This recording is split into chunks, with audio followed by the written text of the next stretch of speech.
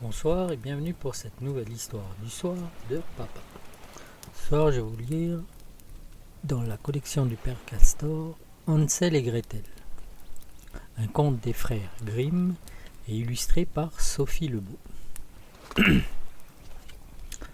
Près d'une grande forêt vivait un pauvre bûcheron, sa femme et ses deux enfants. Le garçon s'appelait Hansel et la fillette Gretel. La famine s'abattit sur le pays et même le pain vint à manquer. Un soir qu'il ne pouvait dormir à cause de ses soucis, le bûcheron dit à sa femme : « Qu'allons-nous devenir ? Comment nourrir nos enfants ? » « Sais-tu quoi, mon homme ? dit-elle. Demain matin, nous emmènerons les enfants en forêt. Nous leur allumerons un feu là-bas, puis nous irons à notre travail et les laisserons seuls. Ils ne sauront pas retrouver leur chemin. « Non, ma femme, dit le père, comment pourrais-je abandonner mes enfants dans la forêt ? Les bêtes sauvages auraient vite fait de les dévorer. »« Fou que tu es, dit la femme, nous allons donc mourir de faim tous les quatre ?» Et elle ne le laissa pas tranquille jusqu'à ce qu'il accepte. Or, les deux enfants que la faim tenait éveillés avaient tout entendu. Gretel se mit à pleurer, mais Hansel la consola. « Calme-toi, petite sœur, j'arriverai bien à nous tirer de là. » Dès que les parents furent endormis, il se leva, enfila sa veste et se glissa dehors. Devant la maison, le clair de lune faisait briller les petits cailloux blancs qui recouvraient le sol. Hansel en ramassa autant que pouvaient contenir ses poches, puis il rentra. « Ne t'inquiète plus, petite sœur, dors tranquille, dit-il en se recouchant. Au petit matin, la femme réveilla les deux enfants. « Debout, paresseux, nous partons ramasser du bois en forêt. » Elle tendit à chacun un morceau de pain et ajouta : « Voici un petit quelque chose pour midi. Ne le mangez pas avant, parce qu'il n'y aura rien d'autre. » En route pour la forêt, Hansel s'arrêta plusieurs fois pour regarder vers la maison. Son père lui demanda : « Qu'est-ce que tu as traîné à toujours regarder en arrière ? » ?»« Oh père, je regarde mon petit chat blanc perché sur le toit. » En réalité, à chaque arrêt, Hansel jetait sur le chemin un des petits cailloux qu'il avait dans ses poches. Quand ils furent arrivés au milieu de la forêt, le père dit : « Ramassez du bois, les enfants, je vais vous faire un feu pour que vous n'ayez pas froid. » Hansel et Gretel firent un tas de bois mort, et quand les flammes furent bien hautes, la mère dit : « Reposez-vous bien au chaud, nous allons couper du bois un peu plus loin, puis nous reviendrons vous chercher. » Hansel et Gretel se tinrent sagement près du feu, et à midi, chacun mangea son petit bout de pain. Ils attendirent si longtemps qu'ils finirent par s'endormir. Quand ils se réveillèrent, c'était déjà de nuit noire. Gretel commença à pleurer. « Comment ferons-nous pour sortir de la forêt ?» Mais Hansel la réconforta. « Attends que la lune se lève, alors nous retrouverons notre chemin. » Et quand la lune brilla dans le ciel, il prit sa sœur par la main et suivit les petits cailloux blancs qui luisaient comme des sous-neufs. Au petit matin, ils arrivèrent devant leur maison et frappèrent à la porte. « Méchants enfants !» gronda la mère en les voyant.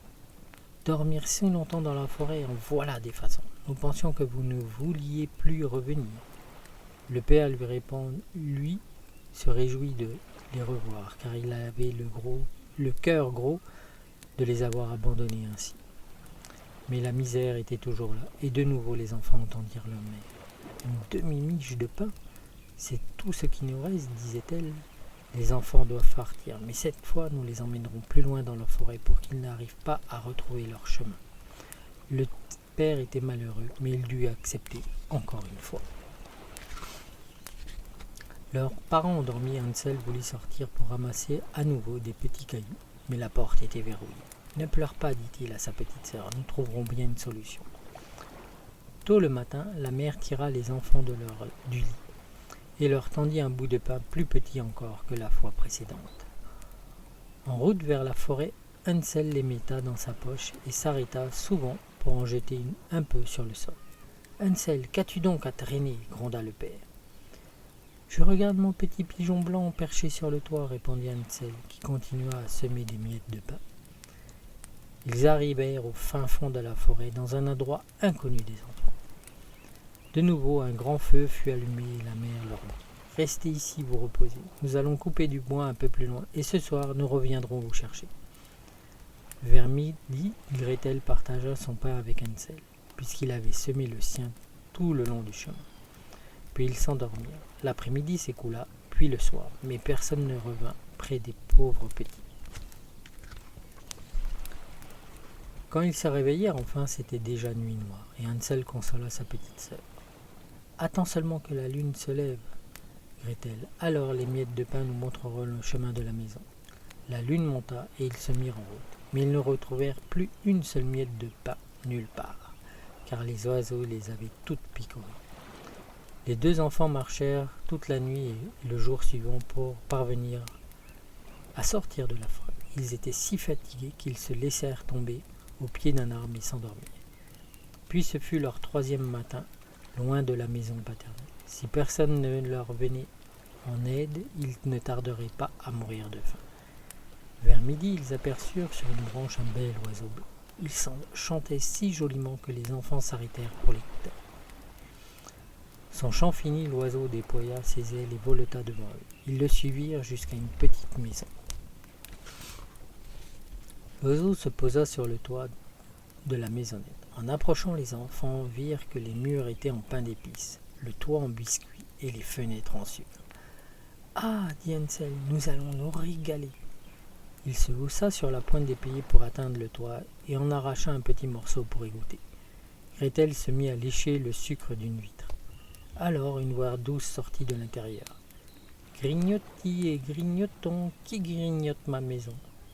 Tranquillement, les enfants répondirent « C'est le vent, le céleste enfant !»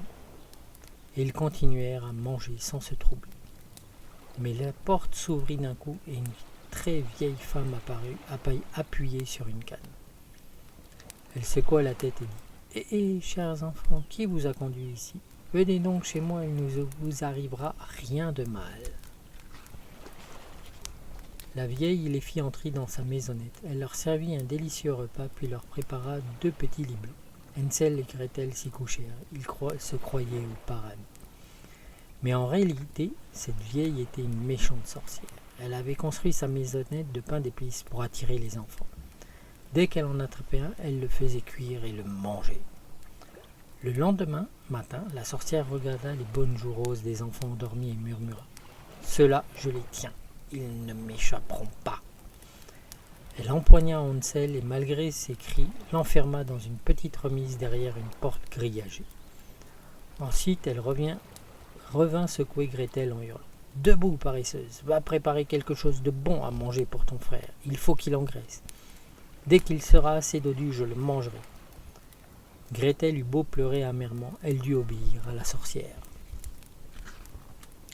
Dès lors, Hansel eut les plats les plus appétissants, alors que sa petite sœur n'avait que des os à sucer. Chaque matin, la sorcière allait à la remise et criait à Hansel « Passe-moi ton doigt dehors, que je tâte pour savoir si tu es déjà assez gras. » Le garçon lui tendait alors un petit os de poulet, et la vieille, qui avait de mauvais yeux, croyait que c'était vraiment le doigt d'Hansel, et s'étonnait chaque fois qu'il n'engraisse pas. Au bout de 4 semaines, la sorcière perdit patience. « Hola Gretel !» cria-t-elle à la fillette. « Apporte de l'eau sans traîner. Maigre ou gras, le Hansel, je le veux pour mon déjeuner. » Hélas, comme la pauvre petite pleurait en apportant l'eau, comme ses larmes ruissaient le long de ses joues. « Ah, gémissait-elle, si seulement les bêtes de la forêt nous avaient dévorés, au moins nous serions morts ensemble. » La sorcière poussa la malheureuse vers le grand four allumé. « Faufile-toi dedans, ordonna-t-elle, et vois s'il est assez chaud. » Elle voulait enfermer la petite dans le four pour la faire rôtir et la manger en premier. Gretel devina ses intentions et dit « Je ne sais pas comment entrer là-dedans. » « Stupide dinde, l'ouverture est bien assez grande. Regarde, je pourrais y entrer moi-même, dit la sorcière en s'accouplissant pour y passer la tête. Alors Gretel la poussa d'un grand coup dans le four, claqua la porte de fer et bloqua le verrou. La vieille se mit à hurler et la petite se sauva, laissant rôtir l'épouvantable sorcière. Gretel courut tout droit à la remise délivrer son frère. « Hansel, nous sommes nés, la vieille sorcière est morte. » Le garçon bondit hors de sa prison, tel un oiseau hors de sa cage. Les enfants se sautèrent au cou, s'embrassèrent et gambadèrent comme des fous. N'ayant plus rien à craindre, les deux enfants retournèrent dans la maisonnette. Dans tous les coins, il y avait des coffres de perles et de pierres précieuses. « C'est mieux que mes petits cailloux, dit Hansel en remplissant ses poches à craquer, tandis que Gretel en prenait plein son tablier. Partons maintenant, dit Hansel, fuyons cette forêt ensorcelée. Au bout de quelques heures, ils furent arrêtés par une rivière large. Nous ne pouvons pas traverser, dit Hansel. Je ne vois ni pont ni gué.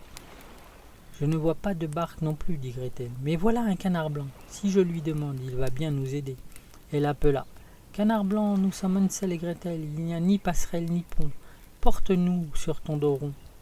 Le canard s'approcha aussitôt. Hansel s'installa sur son dos et dit à sa sœur de le rejoindre. Non, non, répondit-elle, ce serait trop lourd pour lui. Il nous portera l'un après l'autre.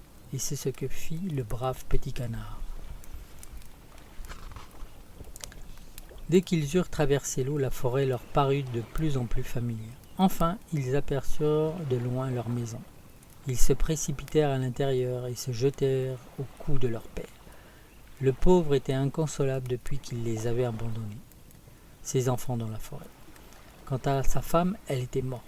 Gretel secoua son tablier et les perles et les pierres précieuses roulèrent de tous côtés. Hansel en sortit d'autres de ses poches par poignées. C'était fini de leurs soucis. Et ensemble, ils vécurent très heureux. Voilà, j'espère que vous avez apprécié. Et maintenant, bonne nuit. Abonnez-vous. Allez, au revoir. Ciao, bye. Bonne nuit.